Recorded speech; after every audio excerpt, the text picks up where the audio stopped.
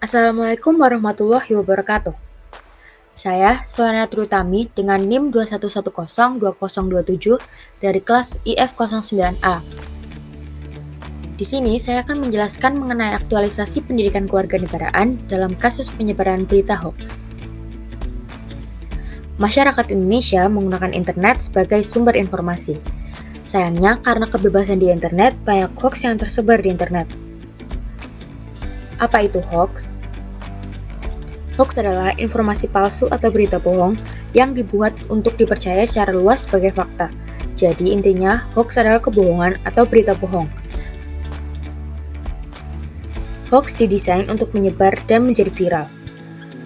Kita dapat melihat berbagai berita hoax di mana-mana, antara lain Facebook, Twitter, artikel, atau yang paling sering adalah grup WhatsApp. Dampak bahaya dari berita hoax sendiri dapat mengancam persatuan dan kesatuan bangsa.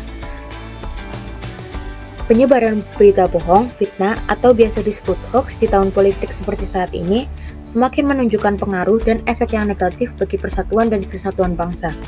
Terlebih, berita bohong atau fitnah yang menyebar telah dimanfaatkan untuk kepentingan politik maupun ekonomi tertentu dari pihak yang menghendaki kerusakan dalam hidup bermasyarakat. Terdapat beberapa peraturan yang mengatur mengenai berita hoax, antara lain dalam Pasal 28 Ayat 1 Undang-Undang Nomor 11 Tahun 2008 tentang Informasi dan Transaksi Elektronik atau UU ITE, melarang setiap orang dengan sengaja dan tanpa hak menyebarkan berita bohong dan menyesatkan yang mengakibatkan kerugian konsumen dalam transaksi elektronik. Jika melanggar ketentuan tersebut, maka pelaku dapat dikenakan sanksi pidana penjara paling lama 6 tahun dan atau denda paling banyak 1 miliar. Sebenarnya bagaimana sih hoax bisa mudah tersebar? Yang pertama, ada bias konfirmasi. Pada dasarnya manusia lebih menyukai berita yang mendukung pendapatnya, entah itu berita benar atau bohong.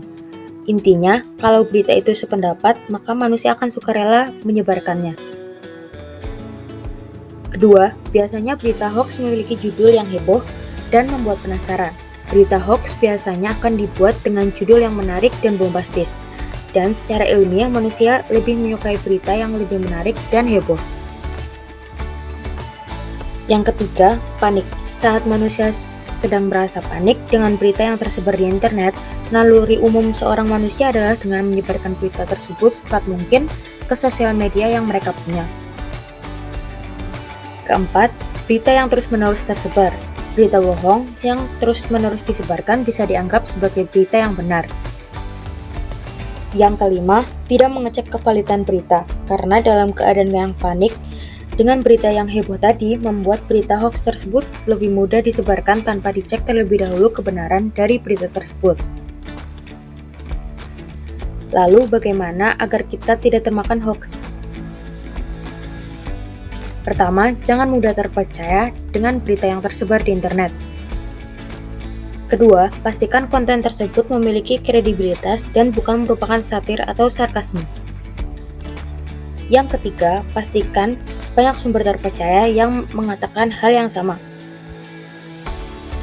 Keempat, cek sumber informasi seperti Google untuk mencari tahu nama atau instansi yang tercantum di dalam berita tersebut. Terakhir, jangan mudah terpancing dengan berita yang heboh. Harapan dari adanya media sosial ini adalah beredarnya berita yang baik dan nyata sebagai pengetahuan serta menarik simpati masyarakat. Dalam permasalahan tersebut, peranan serta masyarakat sangat dibutuhkan untuk melawan dan meredam penyebaran hoax atau berita bohong. Persatuan Indonesia harus tetap diperjuangkan dan diwujudkan. Tanpa persatuan dan kesatuan, negara Indonesia tidak akan terbentuk. Dengan tidak mengesampingkan hak dan kewajiban sebagai warga negara, saling menghormati, menghargai, dan toleransi merupakan hal yang penting yang harus diwujudkan pada negeri ini. Adanya sekolah, bahkan hingga kuliah dengan mata pelajaran pendidikan kewarganegaraan bertujuan untuk memberikan pengetahuan khususnya mengenai kehidupan sebagai warga negara.